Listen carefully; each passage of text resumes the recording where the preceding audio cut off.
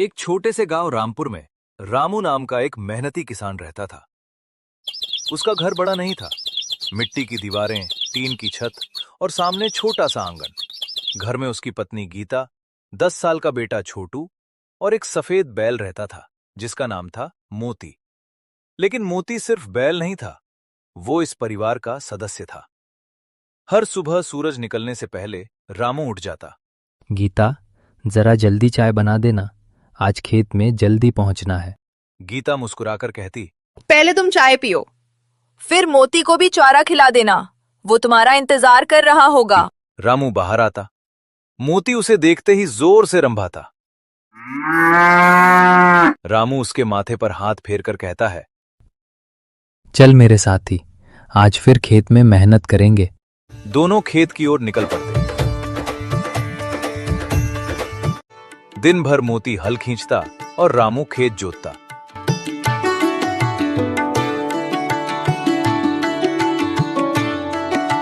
दोपहर में रामू पहले मोती को पानी पिलाता, फिर खुद खाना खाता। गांव वाले कहते, रामू अपने बैल का इतना ख्याल रखता है जितना लोग अपने बच्चों का भी नहीं रखते। ये बैल नहीं, मेरा भाई है, इसी की वजह से मेरा घर चलता है। उधर छोटू भी स्कूल से लौटकर सबसे पहले मोती के पास जाता। वो उसकी पीठ पर बैठकर पूरे आंगन में घूमता। मोती भी कभी उसे गिरने नहीं देता। ऐसे ही हंसी खुशी कई साल बीत गए। लेकिन एक दिन बरसात का मौसम था। सुबह सुबह गांव रामपुर में खबर फैल गई। अरे सुनो, रामू किसान का बैल गायब हो गया। रामू घबराकर पूरे गांव में दौड़ रहा था। किसी ने मेरा बैल देखा है?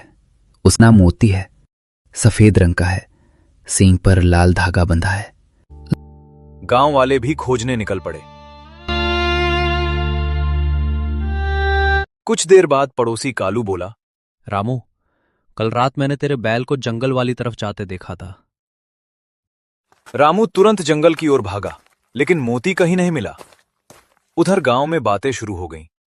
लगता है कोई चोर ले गया। आजकल बैल चुराने वाले बहुत घूम रहे हैं।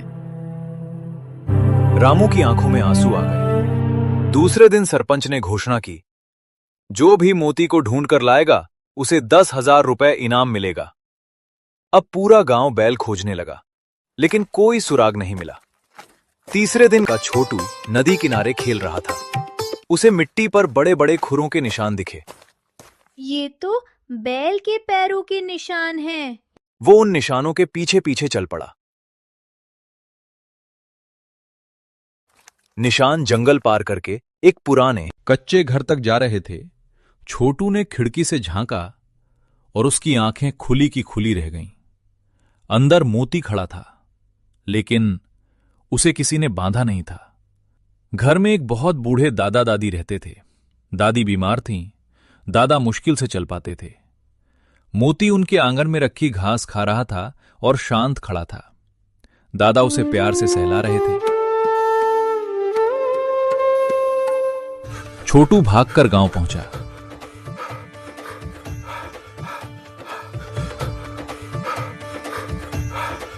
मिल गया, मोती मिल गया। पूरा गांव दौड़ पड़ा। रामू ने जैसे ही मोती को देखा, वो उसे गले लग गया। लेकिन दादा डरते हुए बोले, बेटा, हमने इसे चुराया नहीं। रामू ने पूछा, फिर ये यहाँ कैसे आया? दादा ने कहा, 3 दिन पहले ये खुद हमारे आंगन में आया था। शायद इसे पता चल गया कि हम अकेले हैं, तब से ये कहीं गया ही नहीं। दादी मुस्कुराकर बोली, जब मैं इसे रोटी देती थी तो ये मेरे पास बैठ जाता था। ऐसा लगता था जैसे हमारा अपना हो। पूरा गांव चुप हो गया। रामू ने दादा दादी की टूटी हुई झोपड़ी देखी। उसे समझ आ गया कि वे सच बोल रहे हैं। उसने मुस्कुराकर कहा, मोती मेरा है, लेकिन अब से ये आपका भी है। उस दिन के बाद हर सुबह रामू मोती को खेत में काम कराता और शाम को कुछ देर के लिए दादा दादी के घर छोड़ाता। मोती उन्हें देखकर हर बार पूछ लेता। गांव वाले भी अब उस बुजुर्ग दंपति के लिए खाना और दवा पहुंचाने लगे। सरपंच ने कहा, आज मोती ने हमें इंसानियत का सबसे बड़ा सबक सिखाया है। रामू ने इनाम के 10,000 रुपए भी दादा दादी को दे दिए। दादी की आंखों में आंसू आ गए।